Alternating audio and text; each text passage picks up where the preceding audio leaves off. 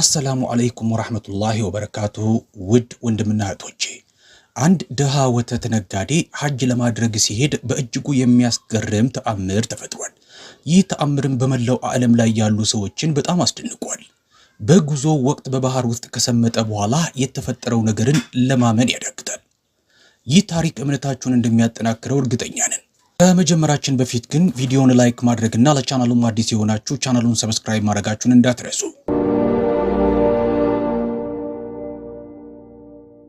አሰላሙ አለይኩም ውድ የተከበራችሁ ተመልካቾቻችን፣ ይህ አሁን ልንነግራችሁ የተዘጋጀነው ታሪክ ከ50 ዓመት በፊት ገደማ የተፈጠረ እውነተኛ ታሪክ ነው። ታሪኩም የተፈጠረው በፓኪስታን ሀገር በላሆር ከተማ በ1974 ዓመተ ልደት ነው።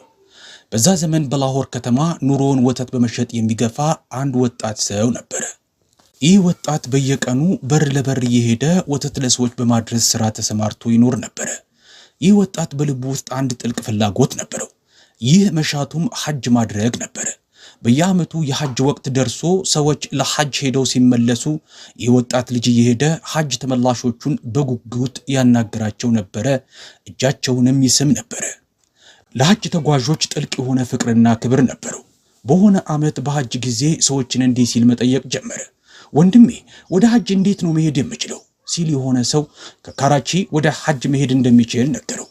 ሌላኛው ሰው ደግሞ ወደ ባቡር ጣቢያው እየጠቆመ እንዲህ ሲል አፌዘበት።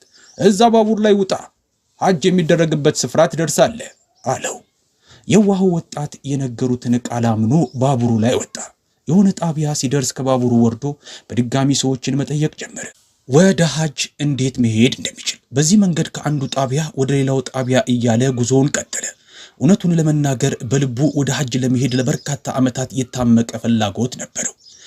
በዚህ ጊዜ ግን በእግሩ ተጉዞ ከአባ መድረስ ካለበትም በእግሩም ቢሆን ለመሄድ ለራሱ ቃል ገብቶ ነበረ።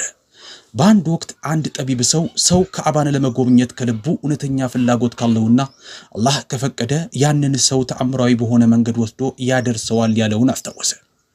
ይህንን እምነት ይዞ ቁርጠኝነቱን በውስጡ ይዞ መንገድ ገባ። ይህ እምነቱ ነበረ እዛ ባቡር ላይ እንዲወጣ ያነሳሳው። ከአንዱ ጣቢያ ወደ ሌላው ጣቢያ ሲጓዝ ሰዎች ከካራቺ ለሐጅ በአብዛኛው የሚሄዱት በመርከብ መሆኑን አወቀ።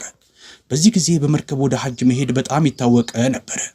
አንድ ቀን የባቡሩ ትኬት ቆራጭ ወጣቱን ልጅ ልብ አለው። በየዋህነቱና ወደ ሐጅ ለመሄድ ባለው ጥልቅ ቁርጠኝነቱ ልቡ ተነካ። በዚህም ትኬት ቆራጩ አዘነለት። ከዛም ትኬት ቆራጩ ና ከኔ ጋር አብረህ ተቀመጥ፣ ወደ ካራቺ እኔ ያደርሳለሁ አለው። በዚህ መንገድ አንድ ቀን ወተት ሻጩ ካራቺ ደረሰ። የካራቺ የባቡር ጣቢያ እንደደረሰ ሰዎችን ጥያቄ መጠየቅ ጀመረ። ወደ ሐጅ መሄድ ፈልጌ ነበር፣ ከየት ነው የሚሄደው በማለት ጠየቀ። የሆነ ሰው በደግነት ወደ ሐጅ አድራጊዎቹ ካምፕ ጠቁመው ምንም ሳይዘገይ ወደዛው አመራ። በካምፑም ውስጥ በርካታ ሰዎች ለሐጅ ጉዞ ሲዘጋጁ አየ። ነገር ግን ይህ ምስኪን ወጣት የሚሳፈርበት ትኬት፣ ፓስፖርትና ትንሽ እንኳ ገንዘብ አልነበረውም። ነገር ግን እንዲህም ሆኖ ልቡ ሐጅ ለማድረግ ባለው ከፍተኛ ፍላጎት እየነደደ ነበር። አንድ ቀን አንድ ሐሳብ ብልጭ አለለት። የሐጅ ተጓዦቹን ዕቃ የሚሸከሙ ወዛደሮች መርከቡ ላይ እንዲወጡ ይፈቀድላቸዋል። ከዛም እርሱም ከአንድ ዕቃ ጫኝ ወዛደር ጋር ተወዳጀና ዩኒፎርም እንዲያውሰው ማድረግ ቻለ። ዕቃ ጫኝ መስሎ የሐጅ ተጓዦቹን ዕቃ እና ሻንጣ ለመጫን መርዳት ጀመረ። ሰውነቱ የደከመና ቀጫጫ ቢጤ በመሆኑ ሰዎች ዕቃቸውን ለእርሱ ለመስጠት በማመንታታቸው በትህትና ይለምናቸው ነበር። እባካችሁን ዕቃችሁን በነፃ ልጫንላችሁ፣ ሐጅ የሚያደርጉ ሰዎችን እወዳለሁ፣ ሻንጣችሁን በደግነት ራሴ ላይ አድርጉ እያለ ተማጸነ። በዚህም እንደ ዕቃ ጫኝ በመምሰል መርከቡ ላይ እየደጋገመ መውጣት ጀመረ። ሁሉም ዕቃዎች ተጭነው እንደተጠናቀቁ በመርከቡ አንድ ጥግ ላይ ሄዶ ራሱን ደበቀ። ከዛም የራሱን ልብስ ቀየረ፣ የተዋሰውን ዩኒፎርምም መለሰ። ሌሎቹ የሐጅ ተጓዦች በሰላም በክፍላቸው ውስጥ ሊያርፉ ሲሄዱ እርሱ ግን ከውጭ ድምፁን አጥፍቶ በትዕግስት ይጠብቅ ጀመረ። የሆነ ጊዜ አንድ ደግ ሰው በመርከቡ ላይ ያገኘና ወንድሜ የጅዳ ወደብ የምንደርሰው መቼ ነው? እባክህን ስንደርስ አሳውቀኝ በማለት ጠየቀ። የጅዳ ወደብ ማብራት ከሩቅ መታየት ሲጀምር ሰውየው በእጁ እየጠቆመ ወደ ወደቡ ተመልከት፣ እዛ አልሐምዱሊላህ ከወር ጉዞ በኋላ ጅዳ ደረስን አለው። ይህንን ሲሰማ ወተት ሻጩ የመርከቡ የብረት አጥር ላይ ተንጠላጠለና የቅዱሷን ከተማ ወደብ በናፍቆት መመልከት ጀመረ። በስሜት ውስጥ ሆኖም ሳያመነታ ባህር ውስጥ ዘሎ ገባ። ፓስፖርት እንደሌለው ያውቃል።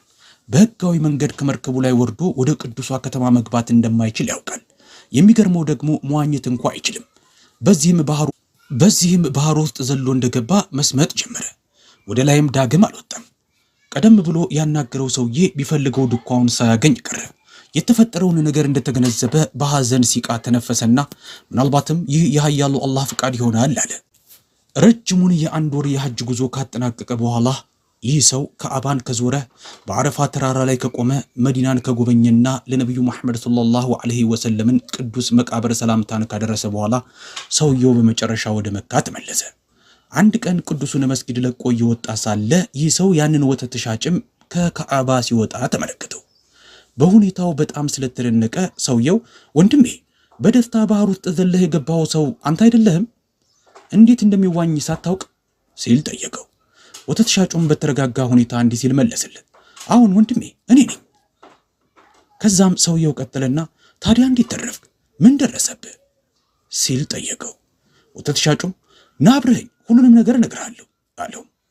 ሰውየውም ወተት ሻጩን ተከትሎት ሄደ። በጣም የምታምርና የምታብለጨለጭ መኪና ከሾፌር ጋር ስትጠብቀው አየ። ወተት ሻጩ መኪናዋ ውስጥ ገባ። ሰውየውም ወደ መኪናዋ እንዲገባ ጋበዘው። ደረጃውን ወደ ጠበቀ የሀብታሞች ሰፈር ሄዱና አንድ ትልቅ ቤት ጋር ሲደርሱ ቆሙ። በቤቱ ውስጥም ወተት ሻጩ ሰውየውን ሞቅ አድርጎ ተቀበለው። የቤቱን አስተናጋጅም ፍራፍሬና ለስላሳ መጠጦችን እንዲያመጣ አዘዘው። በዚህ አይነቱ እንግዳ ተቀባይነት የተማረከው ሰውዬም ወንድሜ፣ ፓስፖርት እንኳን የሌለ ድሃ ወተት ሻጭ አልነበርክም? አሁን ግን በአረቢያ ውስጥ እጅግ ቅንጡ የሆነ ህይወት እየኖርክ ነው፣ የራስህም አሽከሮች አሉ ሲል በአግራሞት ጠየቀው። ወተት ሻጩ ፈገግ አለና እንዲህ ሲል መለሰለት፣ ወንድሜ ታሪኬን እነግርሃለሁ፣ ነገር ግን መጀመሪያ አንድ ነገር እወቅልኝ። መኪናው የኔ ነው፣ ቤቱም የኔ ነው። ስለ እኔ ሁሉንም ነገር የምታውቅ በመሆንህ ይህ ሁሉ ነገር እንዴት እንደተቻለ ሁሉንም በዝርዝር እነግርሃለሁ። ከዛም ወተት ሻጩ ታሪኩን ይተርክለት ጀመረ። በልቤ ውስጥ አንድ ጥልቅ ፍላጎት ብቻ ነበረኝ። ይኸውም የአላህን ቤት ማየት ነበረ። በዚህ ባለኝ ጥልቅ ፍላጎትና ፍቅር ሳቢያ አላህ ሸለመኝ። ጅዳ ስደርስ ለአላህ እንዲህ አልኩት፣ ኦ አላህ፣ እጄን ለአንተ ሰጥቻለሁ። ፓስፖርት የለኝም፣ ዶክመንቶችም የሉኝ ካልኩት በኋላ ዘልዬ ባህር ውስጥ ገባሁ። እንዴት እንደሚዋኝ አላውቅም ነበረ። ሆኖም በእጄና በእግሬ ታገልኩ። የባህር ሞገዶቹ ራሳቸው እየገፉ ወደ ባህሩ ዳርቻ ያደረሱኝ ይመስላል። ውሃ በሳምባዬና በሆዴ ውስጥ ሞልቶ ስለነበረ ህልናዬን ሳትኩ። ራሴን ሳውቅ የባህር ዳርቻው ላይ ወድቄ ራሴን አገኘሁት። ድቅድቅ ጨለማ ነበረ። ዙሪያዬ በብረት አጥር ተከቧል። ዋናው በርም ተቆልፏል። በስደተኞች ዞን ውስጥ ተይዤ ሊሆን እንደሚችል ገመትኩ። ከዛም ከምሰሶቹ በአንዱ ላይ ላም የታሰረችበት ቤት በአቅራቢያ የመኖሩን ልብ አልኩ። ሁለት ሰዎችም ላሟን ለማለብ ሲሞክሩ ላሟ ላለመታለብ እየታገለቻቸው ታስቸግራቸው ነበር። እኔ ላልባት እችላለሁ በሚል የምልክት ቋንቋ እናገርኳቸው። ፊቴን አዩና ወተት ማለብ ሳልችል እንደማልቀር ገመቱ። ከዛም ከሁለቱ አንዱ ይህ ሰው ማለብ ከቻለ በሩን ክፈቱና አምጡት አለ። በአላህ ፍቃድ መጀመሪያ ታስሬበት የነበረው ቤት ሼህ በኋላ ላሟን እንዳልብ እንድረዳቸው ለቀቀኝ። በኋላም ብዙም ሳልቆይ ሼሁ በዶክተሮቹ የታዘዘለት የላም ትኩስ ወተት የሚያስፈልገው ታማሚ ልጅ እንዳላቸው አወቁ። ለእርሱ ብቻ የተባለች ላም ገዝተውለት ኖሯል። ነገር ግን ምንም እንኳ ላሟ ወተት የምትሰጥ ብትሆንም ማንም ሰው ወተቷን ማለብ ግን አልቻለም። ምክንያቱም ላሟ በጣም ቁጡ ነበረች። ሼሁም ይሁን ሚስታቸው ላሟን ማረጋጋት የሚችሉበት መንገድ ማግኘት አቅቷቸው ነበር። ሁኔታው ሁለቱንም አበሳጭቷቸውም ተስፋ አስቀርጧቸውም ነበር። ላሟን ማለብ እንደምችል ስነግራቸው የሼሁ ሚስት ጣልቃ ገብታ ባሏን እንዲለቀኝ አሳመነችው። ሌላ ማንም ሰው ላሟን መቅረብ እንኳ አልቻለም ነበር። እኔ በእርጋታ የላሟን ጭንቅላት ደባበስኳት። በራሴው መንገድም በእርጋታ እናገርኳት። ሁሉንም ያስደነቀው ላሟ ተረጋጋች። በአላህ እዝነትም ላልባት ቻልኩ። አንዴ ተቀምጬ ከ8 እስከ 10 ሊትር ወተት አለብኳት። የሼሁ ሚስት ተደነቀች። ላሟን ከገዟት ጊዜ ጀምሮ እንኳ እኔ ያለብኩትን ግማሹን እንኳ ማለብ እንዳልቻሉ ተናገረች። ከዛም ቀጠለችና ይህ ሰው እንዲሄድ እንዳታደርገው አለችው። በኋላም ከሼሁ ጋር ተገናኘው። እርሱም ማን አንተ ከየትስ ነው የመጣው ሲል ጠየቀኝ። እኔም ሁሉንም ነገር ነገርኩት። ከፓኪስታን መምጣቴን፣ ሐጅ ለማድረግ ባለኝ ፍላጎት ሳቢያ ድሃ መሆኔን ረዳት የሌለኝ መሆኔን ከዛም ሼሁ ተመልሰህ እንድትሄድ አልፈቅድልህም፣ ወተት በማለብ በጣም የተካንክ ጎበዝ ነህ አለኝ። እኔም ለመስራት ፈቃደኛ መሆኔን ነገርኩት። ነገር ግን ሐጅ ማድረግ ካልቻልኩ ልቤ ሰላም እንደማያገኝም አስረዳሁት። የጉዞዬ ብቸኛ ዓላማም ይህ መሆኑን ጨምሬ ነገርኳቸው። ስለ ሐጁ መጨነቅ እንደሌለብኝ አረጋገጠልኝ። ሁኔታዎችን እንደሚያመቻቹልኝም ቃል ገባልኝ። በማግስቱ የሼሁ ሚስት ለአባቷ ደውላ ሙሉውን ታሪክ ነገረችው። አባቷ ትልቅ የላም እርባታ እርሻ ነበረው። ወደ 200 ገደማ ላሞችና ጎሾች ነበሩት። ወዲያውኑ ቋሚ የእርሻ ወተት ተቆጣጣሪ አድርጎ ሾመኝ። ሼሁ ራሱ በመኪና እየነዳ ወደ እርሻው ወስዶ ነበር ያስተዋወቀኝ። አማቹም እዚህ ቆይና የእርሻውን ኃላፊነቱ ውሰድ አለኝ።